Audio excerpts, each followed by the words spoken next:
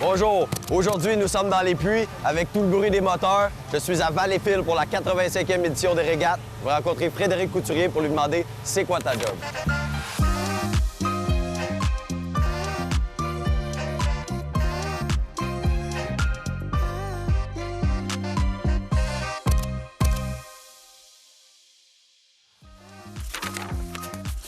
Parle-moi de ta passion, de ta carrière. Pourquoi tu aimes ta job? Pourquoi j'aime ma job? Parce que j'ai eu des parents qui nous ont amenés aux courses très tôt en étant jeune. J'avais 4 mois, j'étais déjà rendu aux courses. Ah oui? Puis c'est sûr que la piqûre de la vitesse, j'ai toujours eu ça en dedans de moi. Puis qu'est-ce que j'aime de ma job, c'est qu'est-ce que ça apporte comme adrénaline. Ouais. Aussi le côté familial de toutes les équipes ensemble. Tout le monde veut se battre sur l'eau et non sur le trailer. Fait que c'est des choses que moi j'aime, c'est que tout le monde s'entraide puis on se fait du fun, toute la gang ensemble. Ouais. Cool. Comment ça se déroule une journée typique d'une journée de régate? OK, on start la journée en se levant à 6h30 du matin. On prend nos petits cafés, certains qui déjeunent. L'équipe arrive à l'entour de 7h, 7h15. 7h30, c'est driver signature. Fait que dans le fond, on doit souffler dans une ballonne pour l'alcool. On s'inscrit. Comme ça, on est dû pour ils peuvent faire les qualifications comme quoi qu'on est in ou quoi. Et puis après ça, on s'en vient ici. On travaille sur l'embarcation, on prépare tout. Après ça, on start le moteur avant les courses au moins parce que si jamais il y a un problème, on est capable de le réparer tout de suite. Ouais. Fait au moins, on a du temps en face de nous. Après ça, on teste système de communication, système d'air. Bon, y a-tu des boats qui se sont glissés? Y a-tu quelque chose? On met les bouchons. Fait que toute l'équipe travaille ensemble. On a tous nos jobs à faire. Puis on a une liste, puis on check un coup que notre job est fait. Dans une journée des régates, à part courser, c'est quoi tes responsabilités, les tâches que tu as à faire? Moi, heureusement, j'ai une bonne équipe avec moi. J'ai une chef d'équipe en or qui est ma copine aussi en même temps. Et puis, la seule job que j'ai à faire, c'est de conduire l'embarcation. Ouais, j'ai confiance en mon équipe. Fait que quand j'embarque dans mon embarcation, je sais que j'ai aucun problème puis que tout est là, tout est à sa place. Puis j'ai juste à faire ma job. Mis à part les journées de qualification, de test, tout ça, à quel point tu dois investir de ton temps pour faire ce que tu fais? OK. Entre les fins de semaine de course, souvent, on enlève le moteur au complet de l'embarcation. On vérifie toute l'embarcation, voir s'il n'y a pas des cracks, il y a des réparations à faire, la coque est correcte, les câbles à steering. Après ça, le moteur, ben là, j'ai un motoriste qui s'occupe de mon moteur.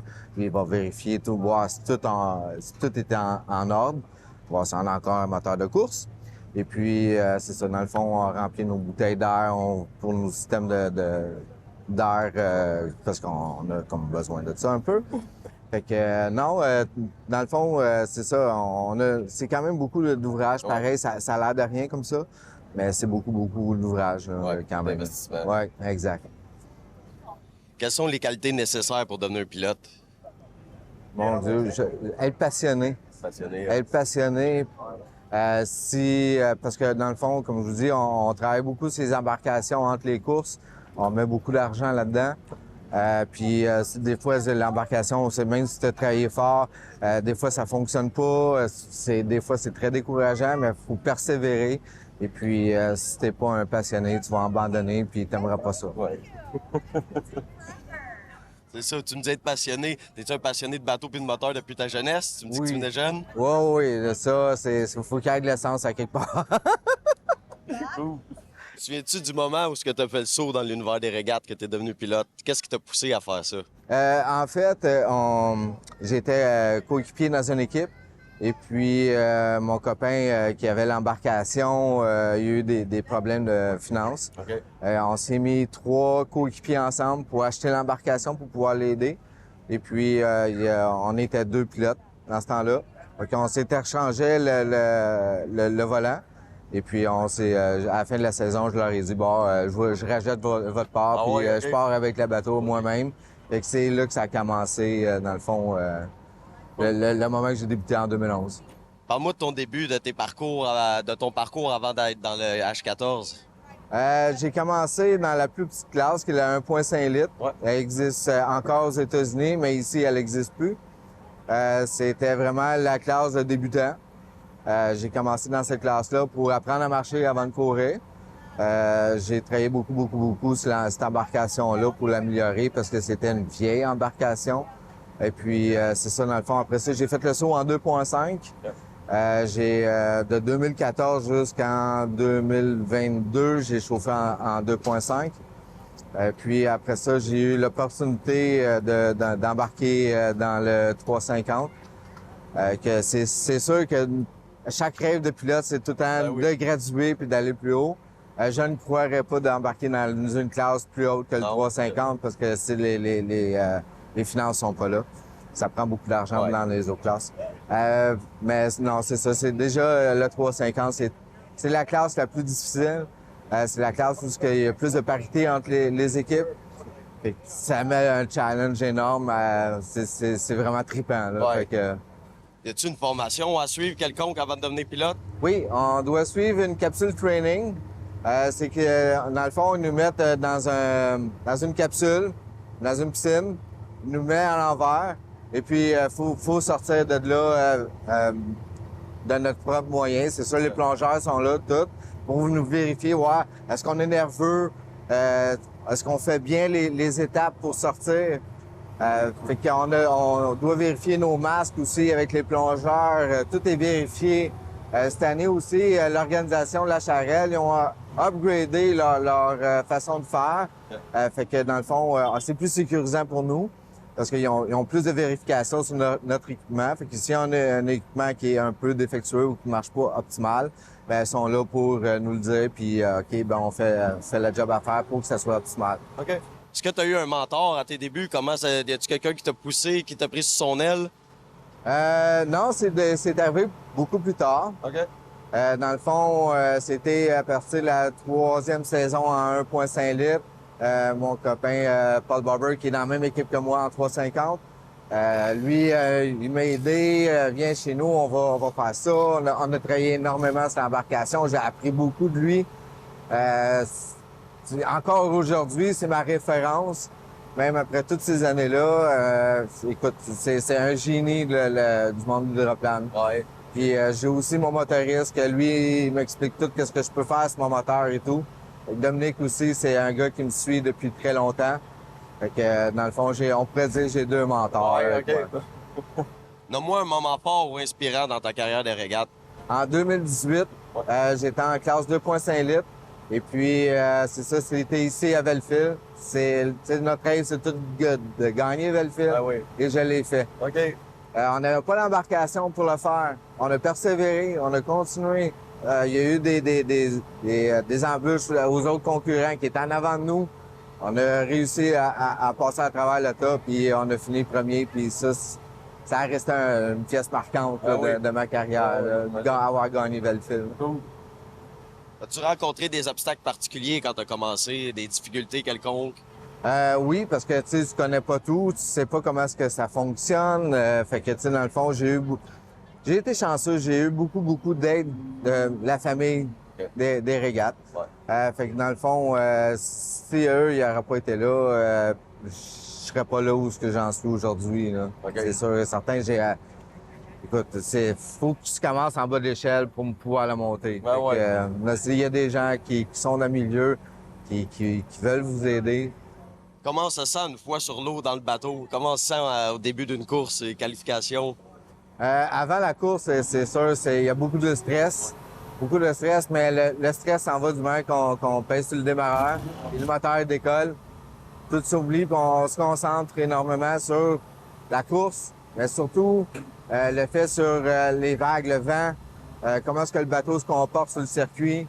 Tu penses plus à ton stress, c'est vraiment un travail à faire, c'est de vraiment essayer de rester l'embarcation le plus loin possible et être le plus rapide tout en étant sécuritaire.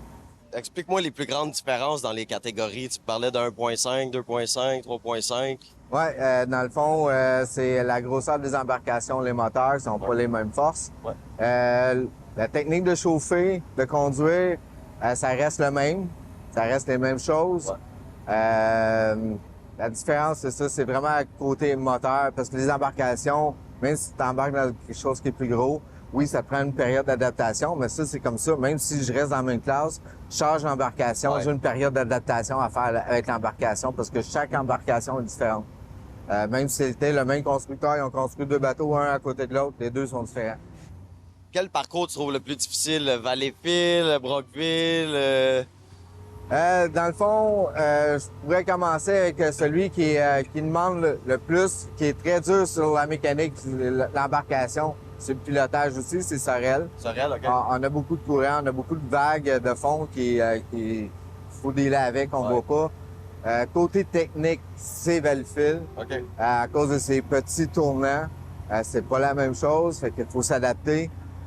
C'est vraiment plus technique à Valleyfield que le restant des autres parcours qu'on a. OK. Comment est l'atmosphère dans les puits les jours de course? C'est tendu? C'est plus festif? Je te dirais, c'est plus d'entraide. OK. Parce que dans le fond, c'est ça, si il y a une embarcation, une équipe que ça a moins bien été ou quoi que ce soit, toi, tu as la pièce où, regarde, si tu peux y passer pour que lui puisse aller à l'eau puis qu'on se batte ensemble au lieu de se battre sur le trailer. OK, ben oui, ben oui. Super, ça. Ça serait quoi la plus grande réussite pour toi en tant que courseur de régate? Peut-être de regagner Valleyfield encore. OK. Ouais, regagner Valleyfield, peut-être regagner un autre championnat aussi. Ça, j'aimerais bien ça. Mais non, je pense que, tu sais, juste de participer, c'est déjà un bon point. Ouais. Puis d'être capable de le faire aussi. Ouais. Là, c'est pas évident. Non, ça doit pas être évident. Non. Ça demande beaucoup. Beaucoup, beaucoup, beaucoup. Pour pouvoir faire ce que tu fais entre les Québec, l'Ontario, ça doit demander beaucoup de sacrifices avec ton travail. Comment tu gères tout ça? Oui, dans le fond, c'est ça. À ma job, à ma vraie job, dans le fond, je dois être obligé de demander des vendredis, des lundis de congé. C'est plus dur pour le superviseur de pouvoir me placer. Puis, je suis quand même chanceux. J'ai un superviseur qui comprend la situation. J'ai des collègues aussi qui comprennent la situation, fait qu'ils me laissent faire. J'ai beaucoup d'entraide de ce côté-là. Aussi, je suis un des plus vieux de la shop, fait que ça l'aide. Mais c'est ça, dans le fond, je travaille à job, puis après ça, je reviens à la maison. J'ai un autre job qui commence. Je commence à 4 heures, je finis à 9 heures le soir, mais on recommence après ça, c'est jour après jour comme ça. Ouais, ça doit être demandant, ça doit être rough. C'est fatigant. La passion, hein? Ouais, c'est la passion. Si tu l'as pas, tu resteras pas. Exact. Où te vois-tu dans 5 ans? Comment tu vois ton avenir dans les régates? Je prévois peut-être avoir pris ma retraite de courser. OK. Et puis, si je peux aider peut-être un jeune, comme devenir un mentor ou quoi que ce soit, pour moi, ça va être très valorisant de pouvoir mettre toute ma carrière de pilote d'hydroplane à un jeune qui commence ou quoi que ce soit. OK. Puis pour finir, dis-moi pourquoi tu aimes ta job? Pourquoi j'aime ma job? Parce qu'elle m'apporte plein de joie et de déception aussi, mais beaucoup à apprendre à vivre avec les faits que tu peux perdre, les fois que tu peux gagner, puis de persévérer dans la vie. Parce que quand tu persévères, tu arrives à tes fins. Ouais, ça, c'est bien dit. C'est vrai ça aussi, Thomas.